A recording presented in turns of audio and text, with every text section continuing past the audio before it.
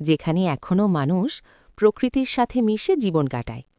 সেই গ্রামেরই এক পরিশ্রমী মেয়ে আজ নিজের হাতে একটি বিশেষ রান্না করতে যাচ্ছে। তার নিজের পালন করা একটি মোরগ, যেটিকে সে ভালোবাসা আর যত্নে বড় করেছে।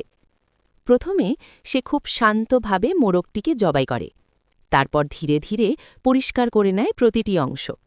সবকিছুই করে একদম পরিপাটি আর অভিজ্ঞ হাতে। এরপর শুরু হয় আসল প্রস্তুতি। সে নিয়ে আসে তাজা মশলা, রসুন, আদা, কাঁচামরিচ আর কিছু ঘরোয়া উপাদান। সবকিছু ছোট ছোট করে কেটে একসাথে মিশিয়ে নেয় সুন্দরভাবে। তারপর সেই মশলাগুলো ধীরে ধীরে মোরগটির ভেতরে ভরে দেয়, যাতে প্রতিটা অংশে মশলার স্বাদ ভালোভাবে ঢুকে যায়। প্রস্তুতির এই ধাপ শেষ হলে মেয়েটি একটু দূরের বাগানের দিকে চলে যায়। চারপাশে সবুজ গাছপালা, পাখির ডাক আর একদম নির্মল পরিবেশ। সেখান থেকে সে নিয়ে আসে কয়েকটি বড় সবুজ পাতা, যেগুলো দিয়ে রান্নাটা আরও সুগন্ধি আর বিশেষ হবে। বাড়িতে ফিরে সে পাতাগুলো দিয়ে মোরগটিকে খুব যত্ন করে মুড়িয়ে ফেলে, একদম শক্ত করে, যাতে ভেতরের সব কিছু ঠিক থাকে।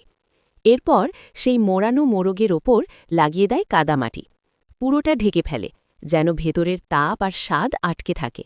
এটা আসলে একটি পুরনো ঐতিহ্যবাহী রান্নার পদ্ধতি, যা আজও গ্রামের মানুষ ব্যবহার করে। তারপর আগুনের মধ্যে মাটিতে পুঁতে দেওয়া হয় সেই মোরগটি। ধীরে ধীরে আগুনের তাপে ভেতরে রান্না হতে থাকে মোরগ আর মশলা। সময় যেন একটু থেমে যায়, সবাই অপেক্ষা করে সেই বিশেষ মুহূর্তের জন্য। কিছুক্ষণ পর মেয়েটি মাটি খুঁড়ে বের করে আনে সেই রান্না। বাইরের শক্ত মাটির আস্তরণ ভেঙে ফেলার পর ভেতর থেকে বেরিয়ে আসে গরম ধোঁয়া আর দারুণ সুগন্ধ। পাতাগুলো খুলতেই দেখা যায় একদম নরম, রসালো, সুন্দরভাবে রান্না হওয়া মোরগ। দেখতেই যেন জিভে পানি চলে আসে। শেষে সবাই মিলে বসে এই ঐতিহ্যবাহী প্রাকৃতিক পদ্ধতিতে তৈরি খাবার উপভোগ করে। এটাই হল গ্রামের সরল জীবন, প্রকৃতির সাথে মিশে থাকা এক অনন্য স্বাদ।